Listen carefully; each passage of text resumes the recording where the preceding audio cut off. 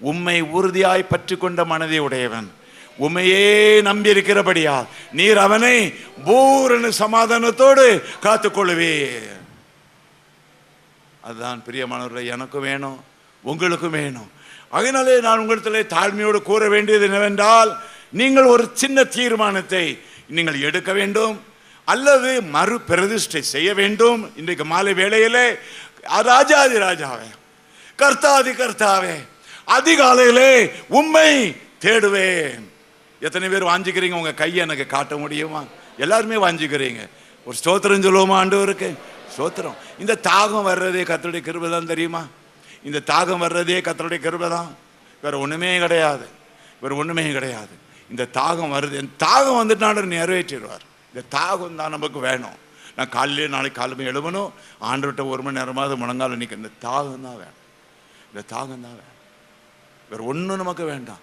நான் காலையிலே ஏசப்பாவுடைய முகத்தில் முடிக்கணும், வசனத்தை வாசிக்கணும், ஒரு நாளைக்கு ஒரு அதிகாரமாவது வாசிக்கணும். நீங்கள் வாசிக்கும் பொழுது 6 அமர வாசிக்கணும். ஆவியானவர் உங்களுக்கு எல்லாம் சொல்லிக் கொடுப்பார். பைபிளை படிக்கிறதுக்கு நீங்கள் என்ன இடத்துல கேட்டீங்கன்னா, ஒரு பைபிள் காலேஜுக்கே போக வேண்டிய அவசியமே கிடையாது. பைபிளை கற்றுக் கொடுக்கிறவர் யார் தான்? பரிசுத்த ஆவியானவர் தான். பைபிள் காலேஜில் போய் படிக்க பற்றி தப்பு இல்லை, சில காரியங்கள் நமக்கு தெரியுது, அதை பற்றி தப்பு இல்லை. ஆனால் பைபிளை படிக்கிறது முழங்கால தான். நீங்கள் படிங்க, உங்களுக்கு நிறைய சொல்லுவார். அப்போ நீங்கள் காலமாக வாசித்த பிறகு குடும்ப ஜெபம் பண்ணும்போது நீங்கள் உங்கள் மனைவிட்ட சொல்லுவீங்க, உங்கள் பிள்ளைகிட்ட சொல்லுவீங்க, இன்னைக்கு காலையில் ஆண்டவர் எனக்கு இந்த வசனம் கொடுத்தாரு. உங்கள் மனைவி சொல்லுவாங்க, இந்த காலையில் எனக்கு ஆண்டவர் இந்த வசனம் கொடுத்தாரு. அப்படியே நம்முடைய குடும்பம் ஆரம்பிச்சிட்டோம்னு வைங்களேன், அந்த நாள் முழுவதும் நெய்யாய் பொழியும் பிரியமானவர்களா, நெய்யாய் பொழியும் பிரியமானவர்களா. இல்லை என்றால் காலையிலேயே இந்த பையன் இப்படி இருக்கானே, மகா இப்படி இருக்காளே, இவங்க இப்படி எழுதியிருக்காங்களே, இப்படி ஒரு நாளாவது என்னுடைய வாழ்க்கையோ உங்களுடைய வாழ்க்கையோ துவங்கவே கூடாது பிரியமானவர்களே. வரத்தான் செய்யும், பையன் அப்படித்தான் இருப்பான், பிள்ளை அப்படித்தான் இருப்பான், மனிதர்கள் அப்படித்தான் இருப்பாங்க.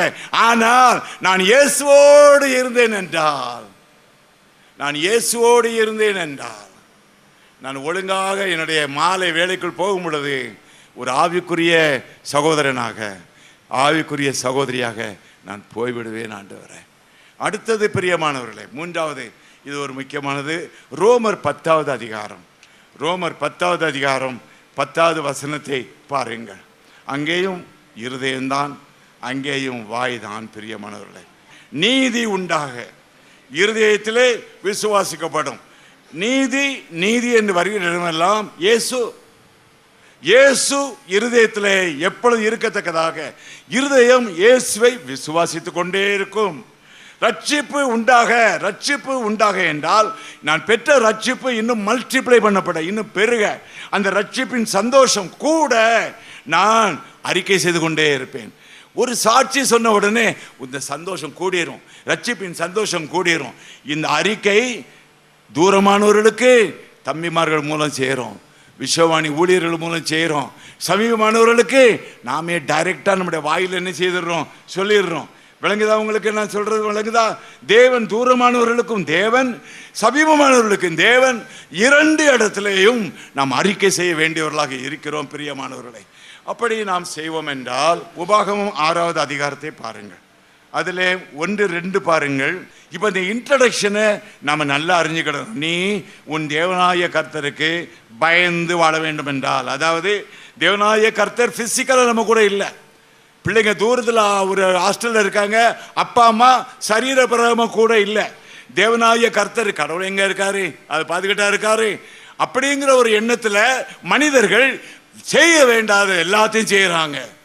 கடவுள் பார்க்கிற அன்னைக்கு பார்த்துக் கொள்ளலாம், செய்ய வேண்டியது எல்லாத்தையும் செய்து கொண்டிருக்கிறார்கள். ஆனால் கர்த்தருடைய கண்களோ இந்த உலகத்தில் உள்ள ஒவ்வொரு மனிதனையும், ஒவ்வொரு மனுஷியையும் உன்னிப்பாக கவனித்துக் கொண்டு வருகின்றது. அதனாலதான் கர்த்தருக்கு பயப்படும் பயம் என்பது எவ்வளவு முக்கியமானது. இந்த பயம் என்கிற வார்த்தையை நாம் பயத்தோடும் நடுக்கத்தோடும் பார்க்க வேண்டியவர்களாக இருக்கிறோம். ஏனென்றால் நம்முடைய தேவன் பட்சிக்கிற அக்னியாகவும் இருக்கிறார். கோபம் கொண்டாலும் இரக்கத்தை செய்யும் தேவன் பட்சிக்கிற அக்னியாகவும் இருக்கிறார். அதனாலதான் நீ உன் தேவனாகிய கர்த்தருக்கு பயந்து என்றால் ஞானம் உள்ளவர்களாக, நன்மையை மட்டும் தெரிந்து கொள்கிறவர்களாக உயிரோடு இருக்கும் நாளெல்லாம், ஒரு நாள் 2 நாள் அல்ல, இட்ஸ் அ லைஃப் டைம். அதுக்கு பிறகு பாருங்க, நீயும் நான் செய்த அப்பா மாதிரி தான் பிள்ளைங்க. அப்பா நல்லா இருந்தா பிள்ளைங்க நல்லா இருப்பாங்க. அப்பா சிகரெட்டு குடித்தா பிள்ளைங்களும் குடிப்பாங்க. அப்பா குடிகாரன் என்றால், அப்பா அடிக்காத ஆளாக இருந்தால் பிள்ளைங்களும் ஒருத்தருக்கு ஒருத்தர் சண்டை போடுவாங்க. பிரியமானவர்களே, நாம் எப்படி என்பதை பார்த்து நம்முடைய பிள்ளைகள் நம்மை காப்பி பண்ணுகிறார்கள். கர்த்தருக்கு பயந்து உயிரோடு இருக்கும் நாளெல்லாம் நீயும் உன் குமாரனும் உன் குமாரத்தையும் நான் உனக்கு விதிக்கிற அவருடைய எல்லா கற்பனைகளையும் கட்டளைகளையும் கை கொள்ளுகிறதுனாலே என்ன நீடிக்குமா? உன் வாழ்நாட்கள் நீடிக்கும். உன் வாழ்நாட்கள் நீடிக்கும். நீங்கள் சுதந்திரிக்க போகிற தேசத்திலே இட்டர்னல் லைஃப், அதுதான். உலகத்தில் நிறைய சுதந்திரிப்போம், கர்த்தருக்கு ஸ்தோத்திரம் அப்பா. ஆனால் இட்டர்னல் லைஃப், இட்டர்னல் லைஃப் அது இப்போ நமக்கு தெரியாது. நம்ம தாயின் வயிற்றில் இருக்கும்போது இன்னைக்கு இந்த இடத்துல உட்கார்ந்துருப்போங்கிறது நமக்கு தெரியாது. நம்ம தாயின் வயிற்றில் இருக்கும்போது இத்தனாம் தேதி எனக்கு கல்யாணம் நடக்கும், இந்த ஆளு கையை பிடிப்பேங்கிறது நமக்கு தெரியாது. நம்ம தாயின் வயிற்றில் இருக்கும்போது இந்த பள்ளிக்கூடத்தில் நான் படிப்பேங்கிறது நமக்கு தெரியாது. அதே போல மனுஷன் என்றைக்கு கண்ணை மூடுகிறானோ அன்றைக்கு அனைத்தும் தெரியும், இப்பொழுது தெரியாது. நல்லா நீங்க மனதில் வைத்துக் கொள்ளணும். இதை நீங்க நல்லா மனதில் வைத்துக் கொள்ளணும். கர்ப்பத்தில் இருக்கும் பொழுது உங்களுக்கும் எனக்கும் நம்முடைய இந்த வயது வரும் பொழுது எப்படி இருப்போம் என்பது தெரியாது. அதே போல இப்பொழுது உடலிலே உலகத்திலே உடலோடு இருக்கும் பொழுது செத்த பிறகு எப்படி இருப்போம் நமக்கு தெரியாது. ஆனால் என்றைக்கு மனிதன் கண்ணை மூடுகிறானோ அன்றைக்கு இன்னொரு கண் திறக்கப்படும். லாசரு ஆபிரகாமனுடைய மடியில, நான் எரிகிற நரகத்துல. அது மாத்திரமல்ல, ஞாபக சக்தி இருக்கும். பிரியமானவர்களே, இங்க உலகத்துல உங்களுடைய குடும்பத்திலையும் என்னுடைய குடும்பத்திலையும், என்னுடைய அப்பா ஒரு பரிசுத்தவான், ஆண்டவருடைய ராஜ்யம் போயிட்டாங்க. ஆனாலும் உங்கள் குடும்பத்திலேயும் என்னுடைய குடும்பத்திலேயும் ஆண்டவருக்குள் மரித்த கர்த்தருடைய பிள்ளைகளும் அவர் இழந்து போய் மரித்தவர்களும் இந்த உலகத்தில் அவர்களுடைய இரத்தத்தில் பிறந்தவர்களுடைய ஞாபகம் இருக்கும். பிரியமானவர்களே, நீங்கள் நிறைய காரியங்கள், பைபிள் என்றாலே அது ஒரு சீக்ரெட். கிறிஸ்தவ வாழ்க்கை என்பது ஒரு அற்புதமான ஒரு வாழ்க்கை. இது சும்மா மூடத்தனமாக நாம் இயேசுவை பின்பற்றவில்லை. Life will go very fast. நேற்று தான் நம்ம சின்ன பிள்ளைகளா இருந்த மாதிரி இருக்கு, இன்னைக்கு எத்தனை வயசு ஆயிட்டு. நம்ம பையனை சின்ன பையனா நம்ம தொட்டில போட்ட மாதிரி இருக்கு, இன்னைக்கு எப்படி வளர்ந்துட்டான். எவ்வளவு வேகமாக காலங்கள் மாறுது, செயல்கள் மாறுது, நிகழ்ச்சிகள் மாறுது. பிரியமானவர்களே, இட் இஸ் a vanity. அதான் பிரசங்கி சொல்கிறார், மாய்கை மாய்கை எல்லாம் மாய்கை. பிரியமானவர்களே, இப்படிப்பட்ட ஒரு மாயாபுரியிலே இதை புரிந்து கொள்ளாமல் மனிதர்கள் விருப்பப்படி, என் கண் கண்டபடியெல்லாம் நான் போவேன், என் வாய் வண்டபடியெல்லாம் நான் பேசுவேன், என் காதுக்கு இனிமையான பாட்டெல்லாம் நான் போடுவேன். பாருங்க, நல்லா போட்டுக்கிட்டு காதில் ஒரு வச்சுக்கிட்டு ஒயரை சுற்றி சுற்றி மனுஷன் இன்னைக்கு போய்கிட்டு இருக்கானே. அன்பார்ந்த சகோதரனே, என் அன்பார்ந்த சகோதரியே, மனிதன் எவ்வளவு தன்னை கெடுக்க வேண்டுமோ அந்த அளவுக்கு நீங்க போயிட்டான். நல்லா ஞாபகத்தில் வச்சுக்கொள்ளுங்க, இன்டர்நெட் எத்தனை மனிதர்களை கெடுக்கின்றது. பிரியமானவர்களே, அருமையான கர்த்தருடைய பிள்ளைகளே, டெக்னாலஜி எத்தனையோ காரியங்களிலே சரியாக இருந்தாலும் அநேக காரியங்களிலே மனிதர்களை தப்புக்கு நேராக நடத்துகின்றது. நீங்களும் நானும் இந்த உலகத்தில் ஒரு இன்ட்ரடக்ஷன், கர்த்தர் நம்மை ஆயத்தப்படுத்துகிறார் நித்திய வாழ்க்கைக்கு. அதனாலே தான் we are interested in eternal life, we are disinterested in anything that we do in this world. அதனால தான் நாம் இந்த உலகத்தில் நான் இவ்வளவு கஷ்டப்பட்டு வேலை செய்கிறேன், எனக்கு கொஞ்சம் கூட அவங்க என்ன தேங்க் பண்ணலே எதிர்பார்க்கவே கூடாது. உலகத்தில் நீங்கள் எதையும் எதிர்பார்க்க கூடாது. You need to be disinterested even in your own child. அந்த நித்தியம்தான், நித்தியம்தான். எல்லாருக்கும் வேண்டிய நன்மைகள்லாம் நம்ம செய்திட வேண்டியதுதான். பிள்ளைகளுக்கு செய்ய வேண்டியதெல்லாம் செய்திட வேண்டியதுதான். ஊழியர்களுக்கு செய்ய வேண்டியதெல்லாம் செய்திட வேண்டியதுதான். சபைக்கு செய்ய வேண்டியதெல்லாம் செய்திட வேண்டியதுதான். ஆனால் என்னோட interest eternal life, eternal life, eternal life. இதே மாதிரி நீங்களும் நானும் வாழ வேண்டியவர்களாக இருக்கிறோம். இன்னும் பாருங்கள், அடுத்த வசனத்துக்கு பாருங்கள், இன்ட்ரடக்ஷன். அதுக்கு அடுத்தாப்புல 3வது வசனத்தை வாசிங்க என்னோட சேர்ந்து. இஸ்ரவேலே, நீ நன்றாயிருப்பதற்கும் உன் பிதாக்களின் தேவனாய கர்த்தர் உனக்கு சொன்னபடி பாலும் தேனும் ஓடுகிற தேசத்தில் நீ மிகவும் விருத்தி அடைவதற்கும் அவைகளுக்கு செவி கொடுத்து அவைகளின்படி செய்ய சாவதானமாயிரு. அது பிறகு மறுபடியும் வருகிறது, இஸ்ரவேலே கேள், நம்முடைய தேவனாய கர்த்தர் ஒருவரே கர்த்தர். இதை மறந்துடாதீங்க அம்மா, மறந்துடாதீங்க ஐயா. கணங்கள நம்ம ஜனங்களுக்கு கர்த்தர் ஒருவரே கர்த்தர். அடுத்த வசனத்தை பாருங்க, ஆர்டர். அதுக்கு அடுத்தால வர்றதெல்லாம் ஆர்டர். நீ உன் தேவனாய கர்த்தரிடத்தில் உன் முழு இருதயத்தோடும் உன் முழு ஆத்மாவோடும் உன் முழு பலத்தோடும் அன்பு கூறுவாயாக. அடுத்தது பாருங்க, இன்று நான் உனக்கு கட்டளை இடுகிறேன் இந்த வார்த்தைகள் உன் இருதயத்தில் இருக்க கடவது. வசனம் இருதயம். பிரியமானவர்களே, அருமையானவர்களே, அதே உபாகமத்திலே 30வது அதிகாரம் அதில் 14 வாசிங்கள் என்னோடு சேர்ந்து. நீ அந்த வார்த்தையின்படியே செய்யும் பொருட்டு அது உனக்கு மிகவும் சமீபமாயும் உன் வாயிலும் உன் இருதயத்திலும் இருக்கிறது. இது இருந்தால் எவ்வளவு நல்லது. எனக்கும் உங்களுக்கும் எப்பொழுதும் நம்முடைய இருதயத்திலேயும் நம்முடைய வாயிலேயும் இயேசு இருந்தால் எவ்வளவு நல்லது. கர்த்தருடைய வசனம் இருந்தால் எவ்வளவு நல்லது. இது ரெண்டையும் நடுவாக வைத்து நம்ம எல்லா இமெயிலையும் வாசிக்க முடியும், எல்லா தபால்களையும் உடைக்க முடியும், எல்லா மனிதர்களையும் நாம் நோக்கி பார்க்க முடியும். எங்கேயுமே பேசுகிற மாட்டோம், எங்கேயுமே நம்ம வழி தர மாட்டோம்.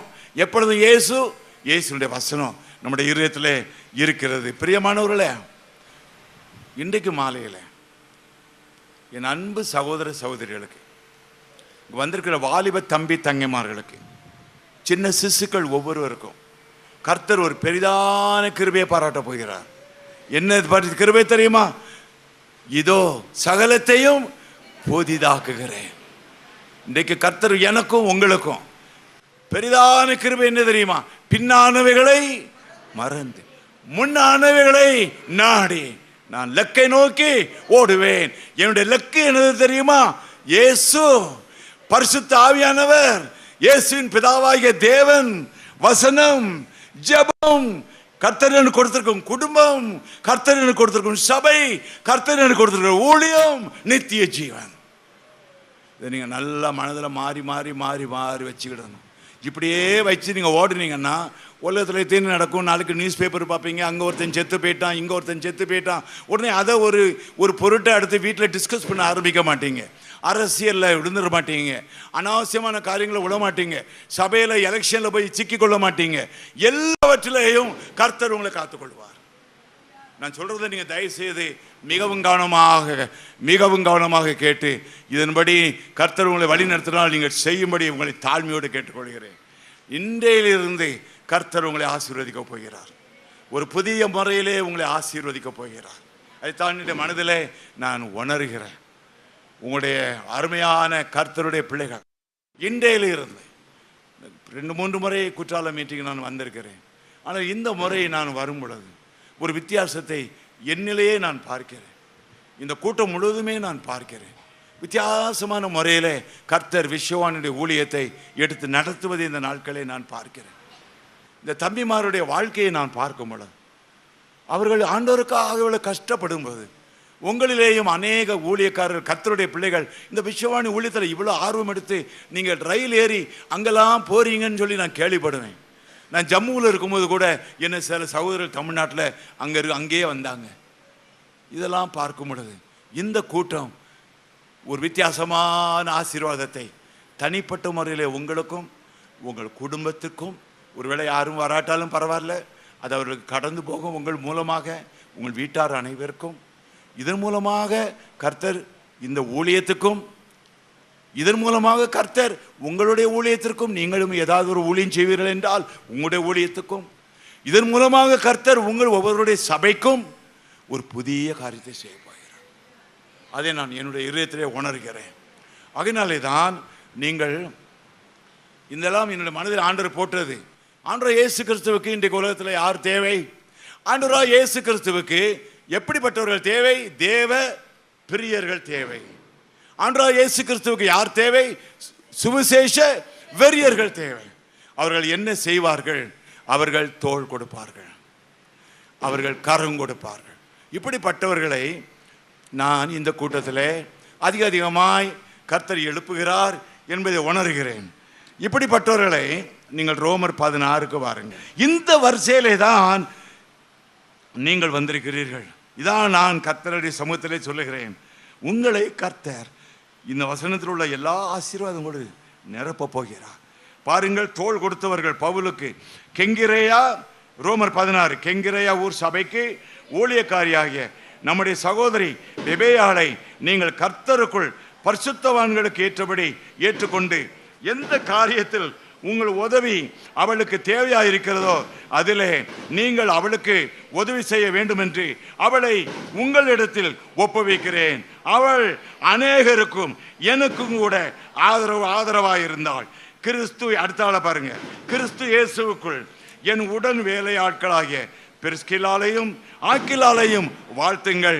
எப்படி அவர்கள் தோள் கொடுத்தார்கள் பாருங்கள். 4வது வசனம், அவர்கள் என் பிராணனுக்காக தங்கள் கழுத்தை கொடுத்தார்கள், தோள் கொடுக்கவில்லை, கழுத்தை கொடுத்தார்கள். பிரியமானவர்களே, அவர்களை பற்றி நான் மாத்திரமல்ல, புறஜாதியாரில் உண்டான சபையார் எல்லாரும் நன்றி அறிதலுள்ளாக இருக்கிறார்கள். 5வது வசனத்தை பாருங்கள், அவர்களுடைய வீட்டிலே கூடுகிற சபையையும் வாழ்த்துங்கள். அகாயாவிலே கிறிஸ்துவுக்கு முதற் பலனாகிய என் பிரியமான எப்பனேசை வாழ்த்துங்கள். எங்களுக்கு மிகவும் பாருங்கள் பிரயாசப்பட்ட மரியாளை வாழ்த்துங்கள். அப்போஸ்தலர்களுக்குள் பெயர் பெற்றவர்களும் எனக்கு முந்தி கிறிஸ்துவுக்குள்ளானவர்களும் என் இனத்தாரும் என்னோடு கூட காவலில் கட்டுண்டவர்களுமாகிய அன்டோனிக்கேயும் யூனியாவையும் வாழ்த்துங்கள். கர்த்தருக்குள் எனக்கு பிரியமான அம்பிலியாவை வாழ்த்துங்கள். கிறிஸ்துவுக்குள் நம்மோட உடன் வேலையாளாகிய உர்பானையும் என் பிரியமான ஸ்தாக்கியையும் வாழ்த்துங்கள். கிறிஸ்துவுக்குள் உத்தமனாகிய அப்பெல்லேயை வாழ்த்துங்கள். அரிஸ்தோபூலுவின் வீட்டாரை வாழ்த்துங்கள். என் இனத்தானாகிய ஏரோதியோனை வாழ்த்துங்கள். நர்கீசின் வீட்டாரில் கர்த்தருக்குட்பட்டவர்களை வாழ்த்துங்கள். கர்த்தருக்குள் பிரயாசப்படுகிற திரிபேனாலையும் திரிபோசாலையும் வாழ்த்துங்கள். கர்த்தருக்குள் மிகவும் பிரயாசப்பட்ட பிரியமான பெர்சியாலை வாழ்த்துங்கள். கர்த்தருக்குள் தெரிந்து கொள்ளப்பட்ட ரூபையையும் எனக்கும் தாயாகிய அவனுடைய தாயையும் வாழ்த்துங்கள். அசிங்கிரீத்தையும் பிலகோனையும் ஏர்மாவையும் பத்திரோபாவையும் எர்மேயையும் அவர்களோடு இருக்கிறவர்களையும் வாழ்த்துங்கள். பிலேலோகையும் யூலியாளையும் நேரோயும் அவருடைய சகோதரியையும் ஒலிபாவையும் அவரோடு இருக்கிற பரிசுத்தவான்களையும் வாழ்த்துங்கள், வாழ்த்துங்கள், வாழ்த்துங்கள், வாழ்த்துங்கள், வாழ்த்துங்கள். இது எப்படி நடக்கிறது தெரியுமா பிரியமானவர்களே? நீங்கள் நன்றாக பார்க்க வேண்டும். ஒவ்வொரு முறையும் நீங்களும் நானும் சுவிசேஷ ஊழியத்திற்கு மிஷனரிகளாக வட இந்தியாவிலே அறியப்படாத பகுதியிலே கர்த்தருடைய வசனத்தை சொல்லுகிற அருமையான தம்பி தங்கைமா இருக்கு. இந்த இளம் தம்பி தங்கைமா இருக்கு. அத்தனை அருமையான இன்டெலிஜென்ட் பாய்ஸ் அண்ட் கேர்ள்ஸ். அவர்கள் ஒரு கம்ப்யூட்டர்ல போய் எவ்வளவோ பணம் சம்பாதிக்க முடியும். இன்னைக்கு கம்ப்யூட்டர் எவ்வளவு பணத்தை மனிதர்களுக்கு கொடுக்க முடியும். ஆனால் இந்த அருமையான தம்பி தங்கைமார், இந்த இளம் தம்பி தங்கைமார் அங்கே போர்க்களத்திலே நிற்கிறார்கள். நாம் இங்கே இருக்கிறோம். நாம் அவர்களுக்கு கழுத்தையும் தோளையும் கரத்தையும் கொடுக்கும் பொழுது இதை நீங்கள் நன்றாக கவனித்துக் கொள்ள வேண்டும். பரலோகத்தில் என்ன பேசப்படுகிறது? தூதருக்கு முன்பாக, இயேசு கிறிஸ்துவுக்கு முன்பாக, இந்த சகோதரியை வாழ்த்துங்கள். இத்தனை உண்டியல் பெட்டி அவர்கள் கலெக்ட் பண்ணி கொண்டிருக்கிறார்கள். இந்த சகோதரனை வாழ்த்துங்கள். இத்தனை கிராமங்களுக்கு அவர்கள் பொறுப்பெடுத்திருக்கிறார்கள். இந்த சகோதரியை வாழ்த்துங்கள். முழங்காலிலே இந்த ஊழியக்காரர்களுக்காக பேர் சொல்லி தலையை தரையில் அடித்து ஜெபிக்கிறார்கள். இதுதான் என்னுடைய வேலை, இதுதான் உங்களுடைய வேலை. இந்த வேலையை நாம் செய்வோம் என்றால் பிரியமானவர்களே, இட்டர்னல் பிளஸிங் பிரியமானவர்களே, நித்திய ஆசீர்வாதம், நித்திய ஆசீர்வாதம். வாருங்கள் என் பிதாவினால் ஆசீர்வதிக்கப்பட்டவர்களே, உலகம் உண்டாவதற்கு முன்பு உங்களுக்காக எனக்காக பெரிய ஆசீர்வாதம்.